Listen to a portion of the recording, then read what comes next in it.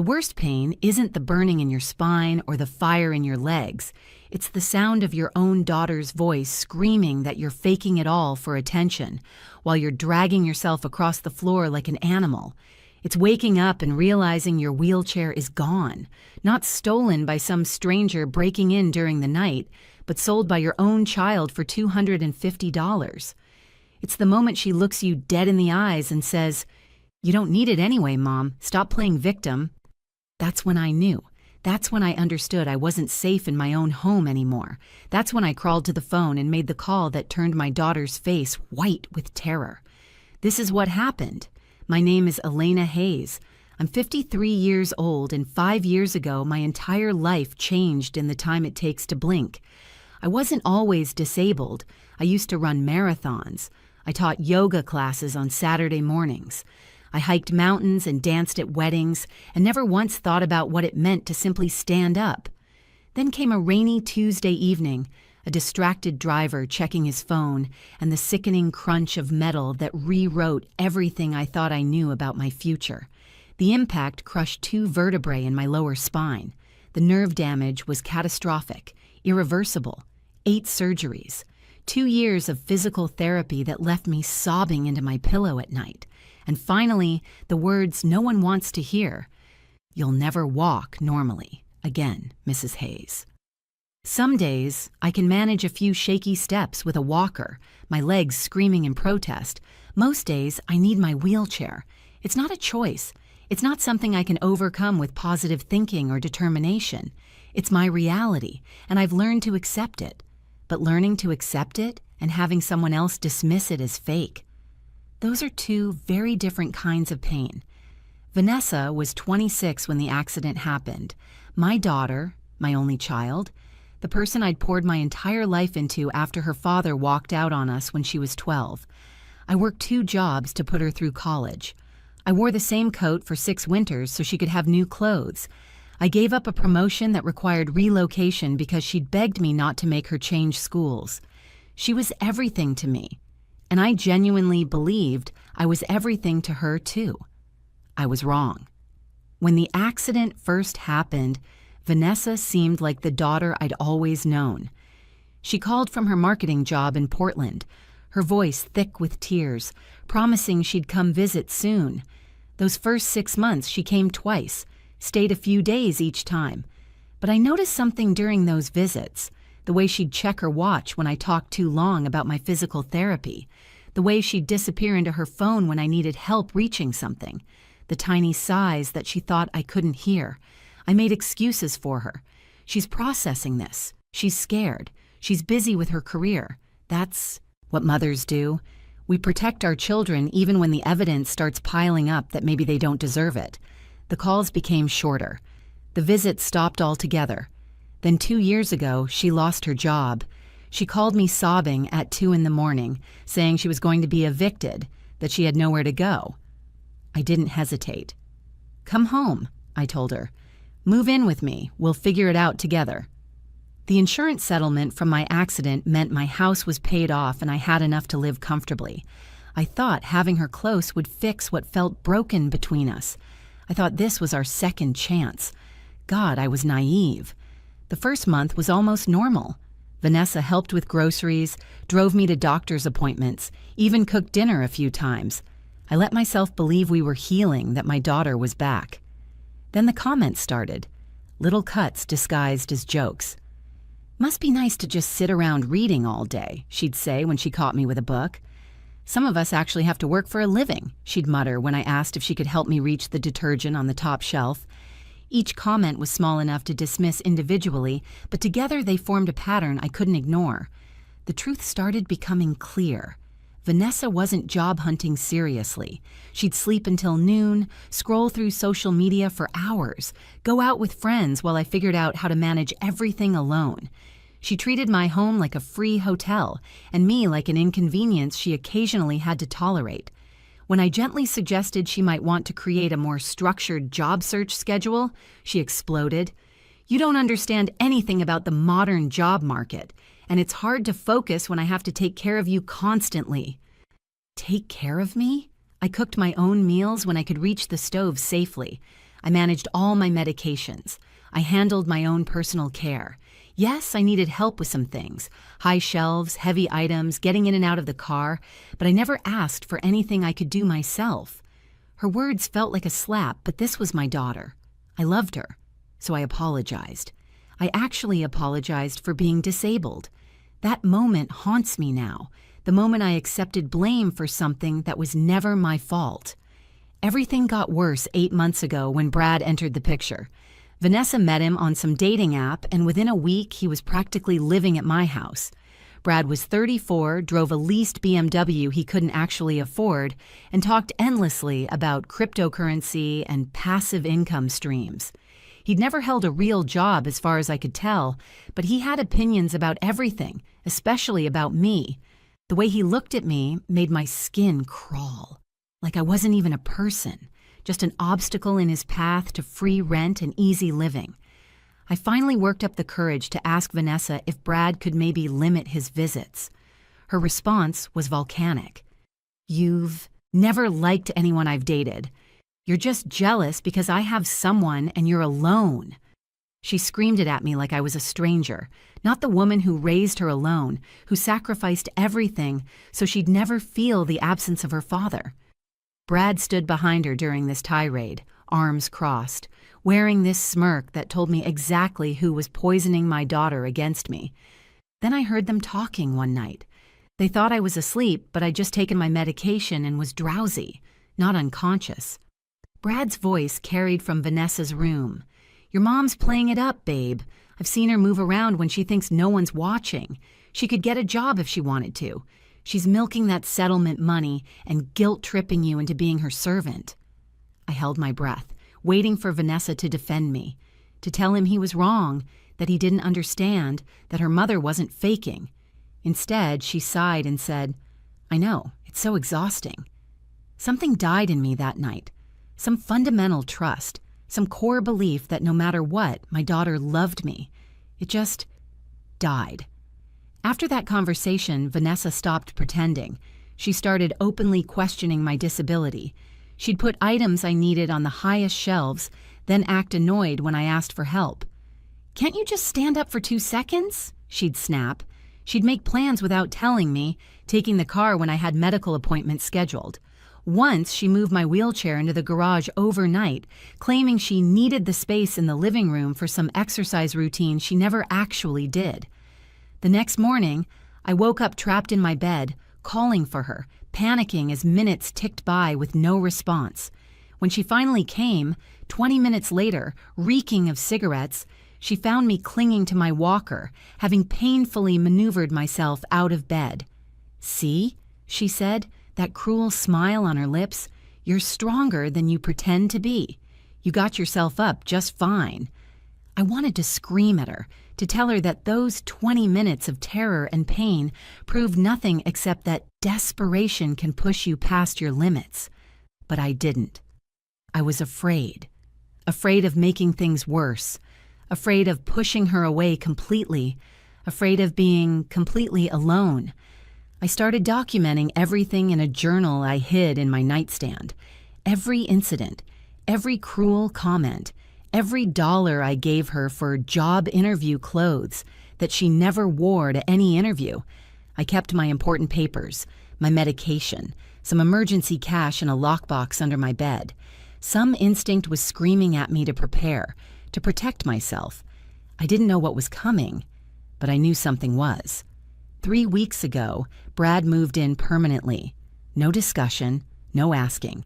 He just showed up with boxes and announced he'd given up his apartment. "Makes more financial sense," he said, walking through my house like he owned it. That night, I heard them fighting in Vanessa's room. Brad's crypto investments had crashed spectacularly. He was in serious debt, and Vanessa had lent him money, my money, thousands of dollars I'd given her for networking expenses and career coaching and various other lies. The pit in my stomach grew deeper. How much of my settlement had already disappeared into his schemes? The next few days felt apocalyptic. Brad and Vanessa would stop mid-conversation when I wheeled into a room. They'd exchange looks loaded with meaning I couldn't decipher but knew was about me. I started locking my bedroom door at night. The atmosphere in my own home felt predatory, dangerous. I was prey living with hunters who were deciding when to strike. Then came that Tuesday morning. I'd taken my strong pain medication the night before, the kind that helps me sleep through the nerve pain that feels like lightning bolts firing through my dead legs. I woke around 9, foggy and disoriented. I needed the bathroom urgently. I reached for my wheelchair. My hand grabbed air. I blinked, thinking I was confused, that the medication was affecting my perception. I looked around. My wheelchair was gone. "Vanessa," I called out. Silence. "Vanessa!" Nothing. The house had that particular quality of emptiness that told me I was alone. Panic flooded my system, sharp and cold. Using the bed frame, I lowered myself to the floor, every muscle shaking. Then I began the most humiliating journey of my life, dragging myself across my bedroom floor toward the bathroom. Each pull forward sent fire through my lower back. My arms burned. My useless legs dragged behind me like dead weight. 15 minutes to cross 20 feet. 15 minutes of being reduced to something less than human in my own home. After using the bathroom, another humiliation I won't describe, I dragged myself toward the living room. Maybe the wheelchair was there. Maybe there was some explanation. There wasn't. But I found something else on the coffee table, a business card. Quick Cash Medical Equipment Buyers, and underneath it a receipt, dated that morning, 6 a.m. One lightly used medical wheelchair, $250. $250. My custom $8,000 wheelchair, fitted specifically to my body, sold for the price of a cheap laptop while I slept medicated and helpless in my bed. I heard the front door around 11. Laughter. Shopping bags rustling. Vanessa and Brad walked in carrying bags from expensive stores, holding fancy coffee drinks, completely carefree. They stopped dead when they saw me on the living room floor. "Mom, what are you doing down there?" Vanessa's voice held irritation, not concern, like I was deliberately inconveniencing her by being disabled on my own floor. I held up the receipt, my hand shaking. "Where is my wheelchair, Vanessa?" I watched her face carefully. I saw her calculating, deciding whether to lie. She chose defiance. Brad needed cash for an investment opportunity that couldn't wait. "It's fine, Mom. You don't actually need it as much as you pretend to." The words hung between us, final, irreversible. "You sold my wheelchair," I said slowly, trying to make sense of the impossibility of what she'd done. "While I was asleep. You watched me take my medication. You waited until you knew I'd be unconscious, and then you sold the one thing that gives me independence." "You're being so dramatic," she snapped. "You can use your walker, or you can get around without anything. I've seen you move just fine when you feel like it." Something inside me didn't just break. It shattered, atomized, became irretrievable. "After everything," I whispered. "After I worked 3 jobs to put you through college. After I gave up everything to give you a better life. After I let you live here rent-free for 2 years. This is how you repay me?" "Repay you?" Vanessa's voice went shrill, ugly. "You've held that over my head my entire life. I sacrificed so much, Vanessa. I gave up everything, Vanessa." "Well, I didn't ask to be born. I didn't ask you to be a martyr. And I'm not spending the rest of my life as your caretaker because you're faking a disability for attention." There it was. The accusation I'd felt building for months, finally spoken out loud. "Faking," I repeated. "You think I'm faking?" Brad stepped forward then, emboldened. "Come on, Elena. We've both seen you stand up to reach things when you think no one's looking. You're milking this for the settlement money and the sympathy. Time to stop playing victim and take responsibility for your life." The rage that filled me was clarifying, pure. These 2 parasites standing in my house, eating my food, spending my money, were telling me my pain was theater. My disability was manipulation. My entire reality was a lie. "Get out," I said, my voice deadly calm. "Both of you, get out of my house right now." Vanessa actually laughed. "This is my home too, Mother. You invited me, remember? I have tenant rights. I'm not going anywhere." "Then I'm calling the police," I said, starting to drag myself toward my phone on the couch. Brad moved fast, blocking my path. "I don't think that's a good idea," he said, and there was a clear threat in his voice now. "You're clearly having some kind of episode. Vanessa, I think your mom needs to go rest. The medication makes her confused, doesn't it?" I understood then what they were doing. They were creating a narrative. The mentally unstable, disabled woman having a breakdown. If I called the police now, it would be my word against theirs. Two young, healthy people versus one disabled woman on pain medication. They'd paint me as irrational, confused, unreliable. They'd taken my wheelchair. Now they were trying to take my credibility. "You're right," I said, forcing calm into my voice. "I am tired. I'll go lie down." The relief on their faces was obvious. They thought they'd won. They thought I'd given up, that I was beaten. Vanessa actually smiled. "That's good, Mom. You rest. We'll talk when you're feeling more rational." I dragged myself back to my bedroom, every inch of that journey fueling my determination. Behind me, I heard Brad say, "See? She's manageable. We just need to be firm with her." I locked my door and pulled myself onto my bed. My phone was in my nightstand where I always kept it. My hands shook so violently it took 3 tries to unlock it. I could call 911, but what would I say? My daughter sold my wheelchair? That's not an emergency to them. The police would show up. There'd be a family dispute. And it would be my word against 2 people who'd call me confused and medicated. I'd lose. Then I remembered. 6 months ago, my doctor's social worker had given me a card. "Just in case," she'd said gently, her eyes kind and sad in a way that made me wonder what she'd seen in her career. "If you ever feel unsafe or exploited, call this number. Adult Protective Services." I'd tucked the card in my wallet thinking I'd never need it, that my family would never become the kind of situation that required intervention. I found the card, stared at it. Calling this number meant admitting I'd failed as a mother. It meant officially reporting my own daughter, opening an investigation, potentially sending her to jail. It meant accepting that the child I'd raised, loved, and sacrificed for was capable of cruelty I couldn't have imagined. But what choice did I have? Stay here and wait for things to escalate? Wonder what they'd sell next. My emergency medical alert system. My prescription medications. How long before the financial exploitation turned into physical danger? My finger hovered over the call button. This was the moment. The point of no return. I pressed it. A woman answered immediately. "Adult Protective Services. This is Margaret speaking." My voice cracked. "My name is Elena Hayes. I'm 53 years old. I'm a wheelchair user, and my daughter sold my wheelchair while I was asleep. I'm currently locked in my bedroom because I don't feel safe, and I think I'm being financially exploited. I need help."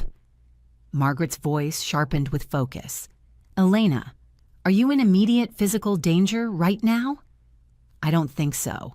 My door is locked, but I can't leave this room without my wheelchair, and my daughter and her boyfriend are in the house." "Okay, Elena, stay on the line with me. Don't hang up.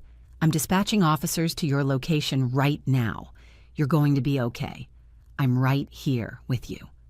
Those next 20 minutes stretched like hours. Margaret kept me talking, her voice steady and calm, asking me questions about my situation, how long it had been going on, whether there were other instances of abuse or exploitation. I told her everything: the financial manipulation, the gaslighting about my disability, the escalating hostility, the stolen money. She took notes of every detail, treating my situation with the gravity it deserved. "Elena, what your daughter did isn't just morally wrong, it's illegal.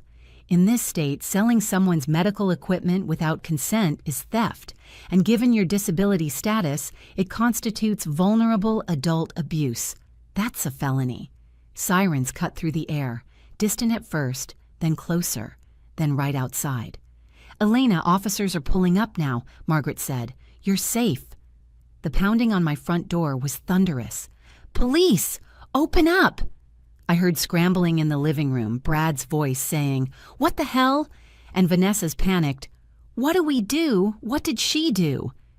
They opened the door. "We're responding to a call about vulnerable adult abuse. We need to speak with Elena Hayes immediately." "That's my mother," Vanessa said, and I could hear her switching into performance mode, her voice taking on that concerned daughter quality. "She's fine, officers. She's just confused. She takes a lot of medication, and sometimes she gets disoriented and makes calls. She doesn't remember." "Ma'am," an officer cut her off. "We need to see Mrs. Hayes directly. Where is she?" "She's in her bedroom, but really, this is a misunderstanding. She's fine." "Is she able to come to the door?" "Well, no, she needs her wheelchair for that." "And where is her wheelchair, ma'am?" The pause that followed was beautiful, infinite, devastating. It was being repaired," Vanessa stammered. "Ma'am, we have information that the wheelchair was sold this morning for $250. Is that accurate?" Another pause. "I think you should speak to your supervisor," Brad said, his voice taking on that aggressive tone mediocre men use when they're cornered. "This is a family matter that doesn't require police involvement. I'm a consultant, and I know how these things work." "Sir, I need you to step back. Ma'am, take us to Mrs. Hayes' room, right now." Footsteps in the hallway. Then a knock on my door. "Mrs. Hayes, this is Officer Rodriguez with the City Police Department. Adult Protective Services contacted us about your situation. You're safe now. Can you unlock the door?"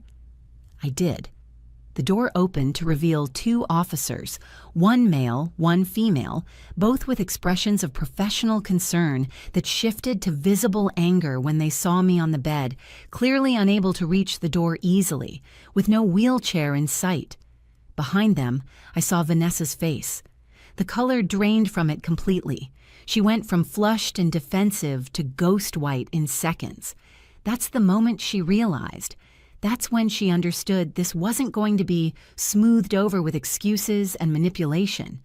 That's when she knew she'd destroyed everything.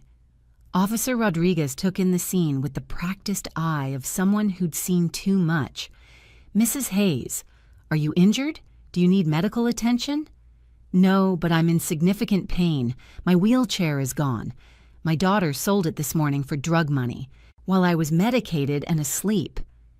"Investment money?" Vanessa whispered automatically, then seemed to realize how damning any correction was. The female officer, Officer Chen, according to her name tag, turned to Vanessa with ice in her voice. "Is this true? Did you sell your disabled mother's wheelchair without her knowledge or consent?" Vanessa's mouth opened, but no sound came out. Then, "It's not... You don't understand the whole situation. She doesn't really need it all the time. She can walk with a walker. Brad had this investment opportunity that was time-sensitive, and I thought..." "You thought you'd sell your disabled mother's medical equipment without permission to fund your boyfriend's schemes?" Officer Chen's disgust was palpable. "Where is the wheelchair now?" Brad tried to edge toward the door. Officer Rodriguez blocked him effortlessly. "Sir, stay exactly where you are. Ma'am, I asked you a question." "The buyer has it," Vanessa said, her voice barely above a whisper. "His number is in my phone." Officer Chen took the phone and stepped into the hall to make a call. Officer Rodriguez stayed, his presence solid and reassuring. "Mrs. Hayes, how long has this type of situation been going on?" I told him. "Not everything. That would take hours. But enough. The financial exploitation, the gaslighting, the increasingly hostile environment, the feeling of being trapped and unsafe in my own home." Vanessa tried to interrupt 3 times. Each time, Officer Rodriguez held up his hand. "You'll have your chance to speak, ma'am. Right now, I'm taking a statement from the victim." Officer Chen returned. "The buyer still has the wheelchair. He's bringing it to the station right now. He's horrified and wants to cooperate fully." She turned back to Vanessa, and her expression was granite. "Ma'am, You need to understand something. What you've done constitutes theft of medical equipment from a vulnerable adult. In this state, that's a Class D felony. You're going to need to come with us to answer some questions downtown." Vanessa's legs nearly buckled. "What? No, wait, I live here. This is my home. You can't just arrest me in my own home for a misunderstanding." "This is your mother's home. And yes, we absolutely can. Turn around and put your hands behind your back." "No, Mom, tell them. Tell them you don't want to press charges. Tell them this was just a mistake. Tell them." She was begging now. All the cruelty and confidence evaporated, replaced by raw panic. I looked at my daughter. Really looked at her. The little girl I'd rocked to sleep when she had nightmares. The teenager I'd stayed up with during her first heartbreak. The young woman I'd cheered for at her college graduation. She was looking at me like I was her only hope, like my love for her would override everything she'd done, everything she'd said, everything she'd stolen. Maybe the old Elena would have caved, would have said it was a misunderstanding, would have protected her one last time. But that Elena died on the living room floor, dragging herself like an animal while her daughter shopped with the money from selling her independence. "Officer Chen," I said, my voice clear and steady, "I want to press full charges for the theft, for the financial exploitation, for everything." Vanessa's face crumpled. "Mom, no, please. I'm your daughter. I'm your baby. I'm sorry. I'll fix this. I'll make it right. Please don't do this to me. Please." "You did this to yourself," I said quietly, and I felt nothing where my love for her used to live, just emptiness, clean and final. They handcuffed her, read her rights. Brad started shouting about lawyers and false charges and police harassment. Officer Rodriguez shut him down immediately. "Sir, you have the right to remain silent. I strongly suggest you use it. If you interfere with this arrest, you'll be joining her in the patrol car." A social worker arrived 30 minutes later. Patricia was her name, and she radiated competence and kindness in equal measure. She explained everything that would happen next: the investigation, the court proceedings, the protective order. She arranged for a temporary wheelchair from medical supply. She asked if I had anywhere else to stay, any other family. "No," I said. "It's just been me and Vanessa." "Not anymore," Patricia said gently. "You have a whole system now, and we're going to make sure you're safe and that this never happens again." The investigation moved quickly. Adult Protective Services was thorough. They subpoenaed my bank records and discovered that over the past 18 months, Vanessa had stolen $43,000 from me. Forged checks, unauthorized transfers, cash withdrawals with lies attached to each one, every job interview outfit, every networking event, every career coach consultation had been fiction.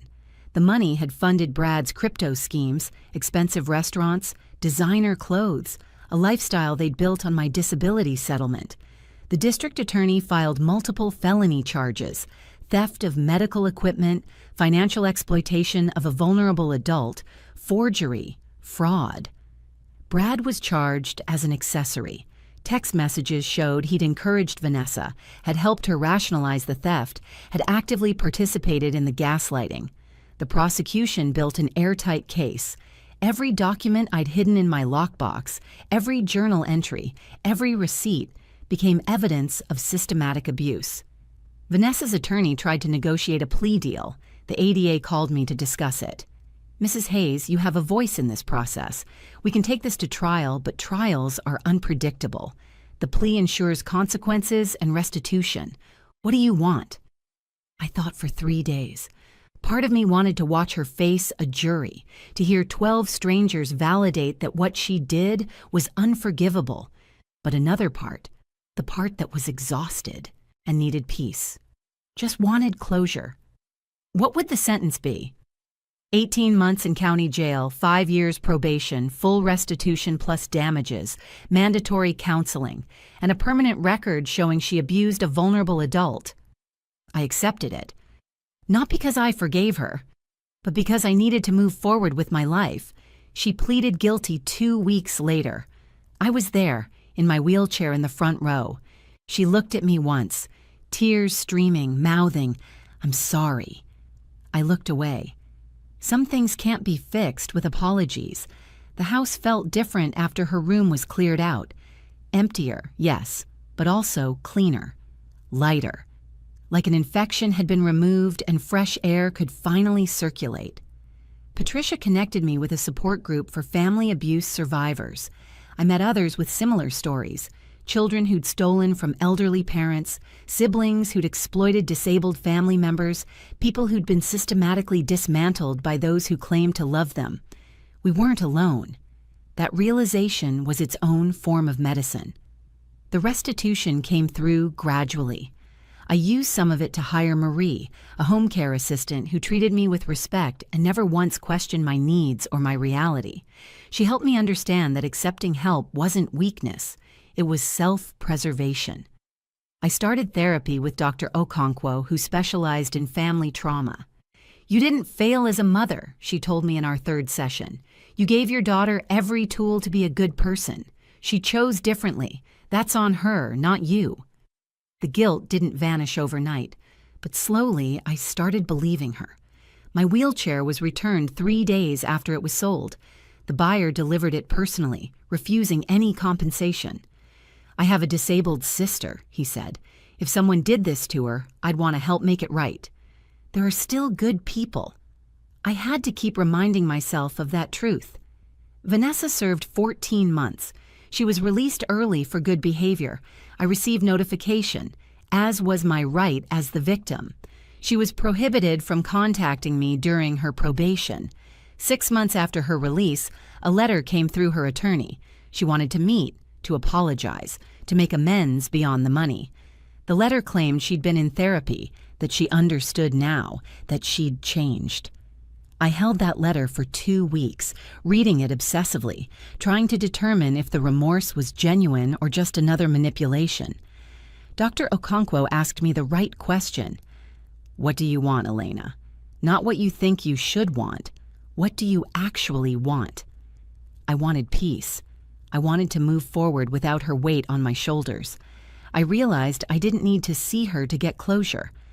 I wrote back through the attorney, short and clear. "I acknowledge your apology. I hope you've changed, but I'm not ready to see you and I may never be. I need distance to heal. Please respect that and don't contact me again." It felt cruel writing it. It felt necessary sending it. It felt right when it was done. Today, I'm okay. Not perfect, not completely healed, but okay. My life looks nothing like I imagined. I'm 53, disabled, and estranged from my only child. But I'm also stronger than I've ever been. I know my worth now. I know my disability doesn't diminish me, that needing help doesn't make me a burden, that trust broken by cruelty doesn't make me foolish. I volunteer with Adult Protective Services now, sharing my story with others who need to hear it. I help people recognize the signs before it's too late. Dozens have told me they found the courage to call for help because I did first. People ask if I regret making that call, if I wish I'd kept it in the family, given her another chance. My answer never changes. That phone call saved my life, not in a dramatic, immediate way, but in the way that matters most. It saved my dignity. It saved my future. It reminded me I deserved protection and justice, even at the cost of a relationship I'd treasured. Some people say that's cold, that blood is thicker than water, that you should always forgive family. But here's what I learned. Family isn't defined by DNA. It's defined by love,